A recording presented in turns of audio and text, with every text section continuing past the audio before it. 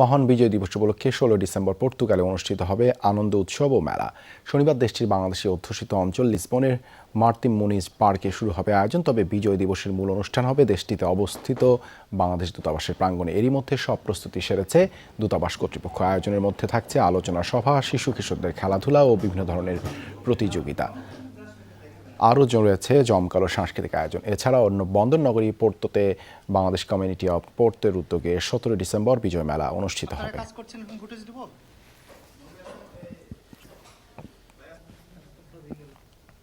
এ বিষয়ে বিস্তারিত জানাতে পর্তুগাল থেকে যুক্ত হচ্ছেন সহকর্মী জহুরুল ইসলাম মুন।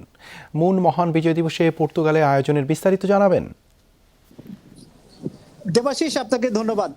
অ্যাকচুয়ালি আপনাকে মহান বিজয় দিবসের শুভেচ্ছা।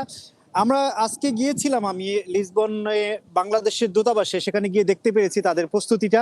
এছাড়াও কিন্তু আমি যেখানে দাঁড়িয়ে আছি সেখানে কিন্তু আগামী কালকে একটি বিজয় মেলা অর্থাৎ বিজয় উৎসবের আয়োজন করা হয়েছে।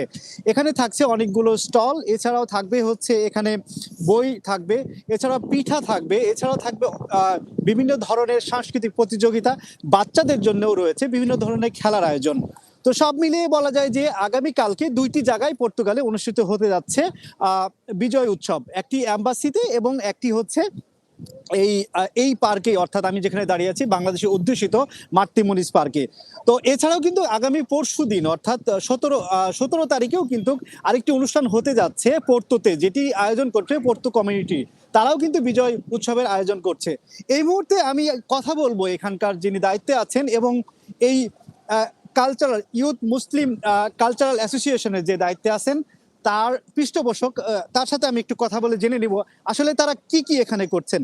আপনি একটু আমাকে জানাবেন আসলে কি কি কালকে হতে যাচ্ছে এবং অনুষ্ঠানটি কিভাবে করবেন। মহান বিজয় দিবসের ৫২তম বিজয় দিবসের বিজয় উৎসব আমাদের ইয়ত মুসলিম কালচারাল অ্যাসোসিয়েশনের উদ্যোগে হচ্ছে। আপনি জানেন যে প্রায় ৩ যুগেরও অধিক বাংলাদেশিদের বসবাস এখানে। এই সর্বপ্রথম আমরা এই খোলা আকাশের নিচে বাংলাদেশিদেরকে নিয়ে বিজয় উৎসবের আয়োজন করেছি। আমাদের মূল টার্গেট হচ্ছে এখানে বেড়ে ওঠা যে সকল শিশু এবং কিশোররা রয়েছে তাদের কাছে বাংলাদেশের গৌরবময় উজ্জ্বল ইতিহাসটা তুলে ধরা।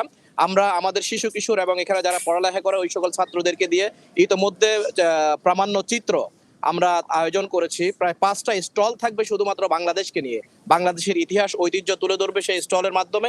এর বাহিরে থাকছে হলো সাংস্কৃতিক অনুষ্ঠান এবং থাকবে হলো এখানে বাংলাদেশি বিভিন্ন খাবারের আয়োজন। আরো বলে রাখি, এখানে আমাদের বাংলাদেশি যে সকল বই পুস্তক রয়েছে তারও স্টল থাকবে, বাংলাদেশি পোশাকের স্টল থাকবে। প্রায় ৩৭টা স্টল আমাদের থাকবে, যেই স্টলগুলোর মাধ্যমে আমরা বাংলাদেশকে তুলে ধরবো এবং আমাদের শিশু কিশোরদের বক্তব্যের মাধ্যমে আমরা জানিয়ে দিতে চাই বাংলাদেশের যে গৌরবময় ইতিহাস, সেই ইতিহাস তারা উপস্থাপন করবে পর্তুগিজ, ইংলিশ এবং বাংলায় ৩টে ভাষণে তারা বাংলাদেশের ইতিহাসকে তুলে ধরবে। যেমনটি জানতে পারলাম এখানে পৃষ্ঠপোষকের কাছ থেকে যে এখানে কিন্তু কালকে বিশাল আকারে মেলা হচ্ছে এবং খোলা মাঠে মেলা হচ্ছে এবং এম্বাসি কর্তৃকও কিন্তু যে বিশাল আকারে তারা বাইরে কিন্তু খোলা মাঠে মেলা করছে। এছাড়াও কিন্তু পোর্তোতেও মেলা হচ্ছে। তো পর্তুগালে আস্তে আস্তে বাংলাদেশের যে কমিউনিটি সেটি বেড়ে চলেছে এবং উৎসব আগামীকালকেও এখানে উৎসব অনুষ্ঠিত হবে। ধন্যবাদ দেবাশিস। ধন্যবাদ মুন, যুক্ত হবার জন্য।